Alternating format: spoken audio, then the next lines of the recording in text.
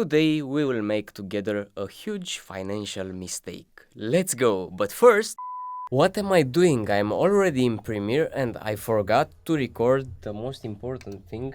Let me see. How does it sound with the vacuum cleaner turned on? Oh my god. Yeah, this is the sound.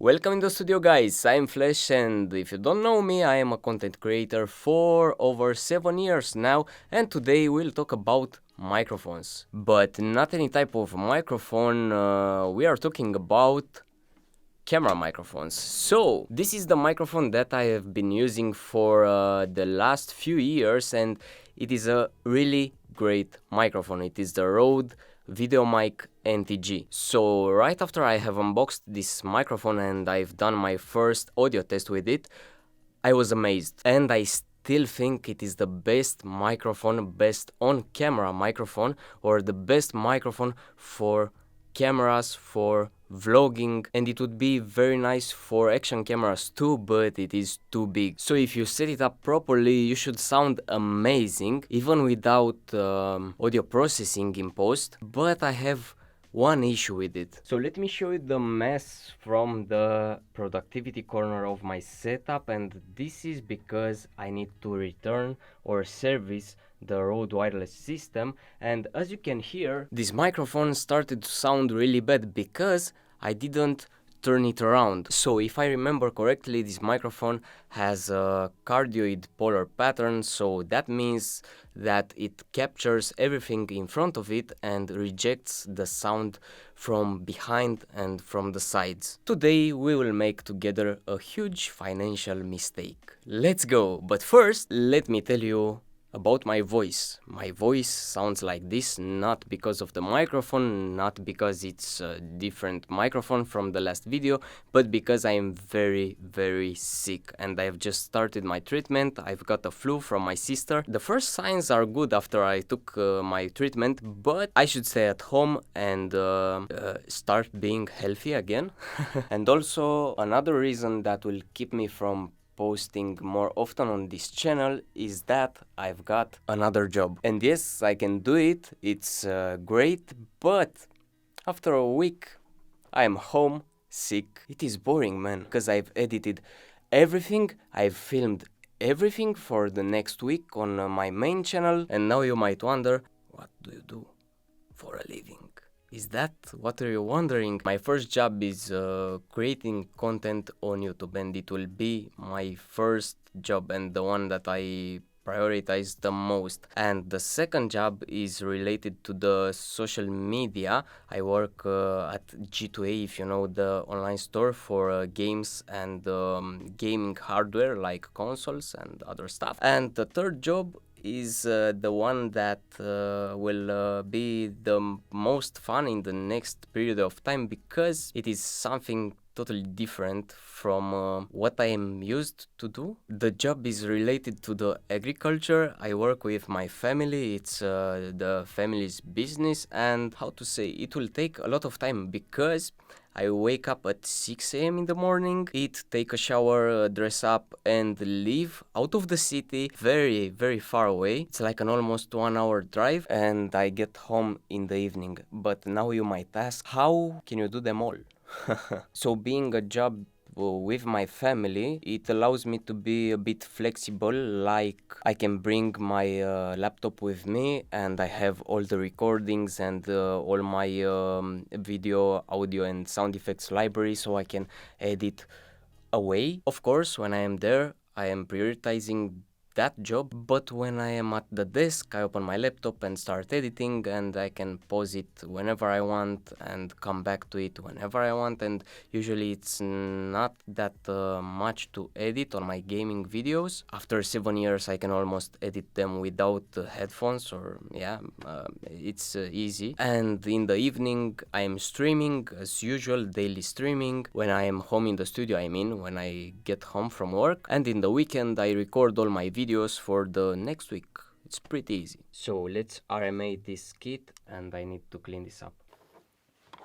This is my other kit. This works great with a Sony lavalier.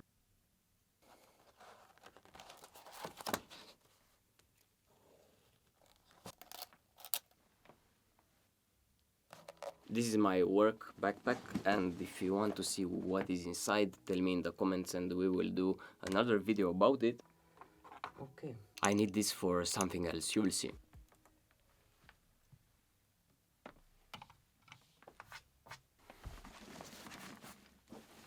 Now we are ready to go. Let's go!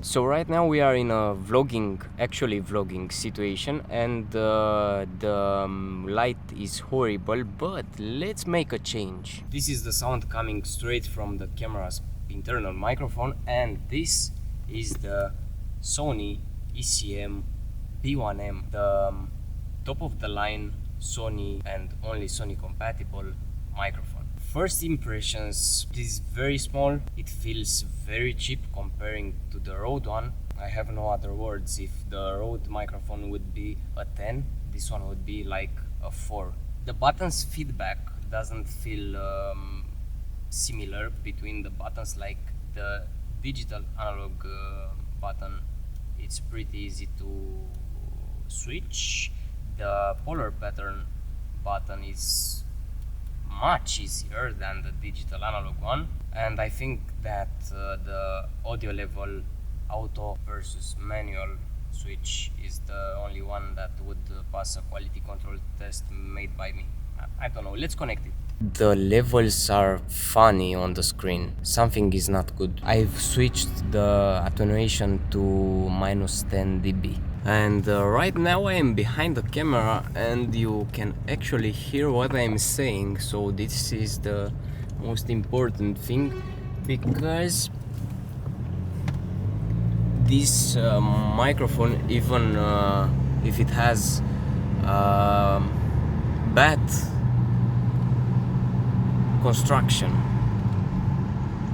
and it feels cheap, it comes with a very big pro for me, and that is the ease of use. Without the cable and without needing to turn it on every time I need to have the microphone connected to the camera. I can be more careless, let's say. The light right now, it's like tungsten, or I don't know, yellow. It's a very warm white, but on this Sony camera it looks red, and I don't know why. Test 1 2 3 is the first time with the new microphone, the B1M. What a name, bro. The first time in the studio, so I already know that it sounds like a Sony microphone, so it's a bit thinner and crispier.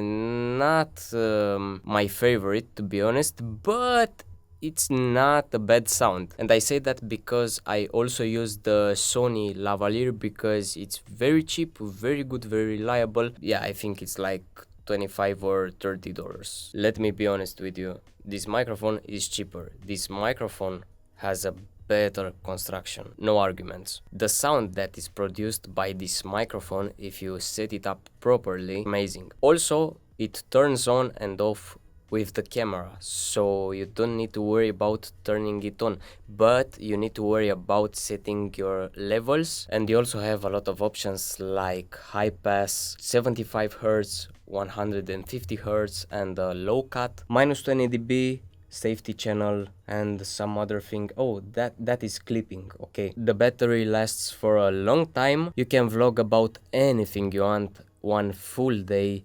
This will not discharge before your all of your camera batteries are completely empty. You come home, you plug it in, USB-C, it's charging up in a few hours, and the next day you can start it all over again. Right now we are using the B1M.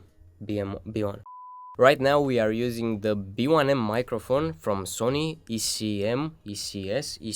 B1M, it's enough, you will find it. We are using it in super cardioid polar pattern, -10 pad, and let me tell you the pros about the Sony microphone. It doesn't need any wire. It's small, it's light, it has a shock mount, but not as good as the Rode one. Comes with the dead cat included in the package, which the Rode one doesn't come with. You need to buy it separate. And of course it turns on with the camera. It drains the power directly from the camera. It doesn't need an external or internal battery. And the best thing about it is that it has the auto settings.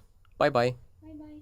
That was my girlfriend. Yeah, the auto settings are the best thing about this microphone because I can have it in my camera bag. I pull it out, I connect it to the camera in the hot shoe, and that's it. So easy. No cables, no battery, no nothing to worry about. And this long process to get the camera up and running for filming some vlogging content is the thing that held me away from filming more often, because I use my A7 IV for photography and I don't always have the microphone connected to it. Yeah, this entire process of setting up the camera before I start recording made me not record as much as I wanted to record, because it takes time. So now you might ask what I will do with this Rode microphone. I will not sell it, I will not throw it away, I will use it in my Panasonic GH5 and GH5S and on other cameras that I will use in my YouTube career. So this microphone, man, this is gold. I will not sell it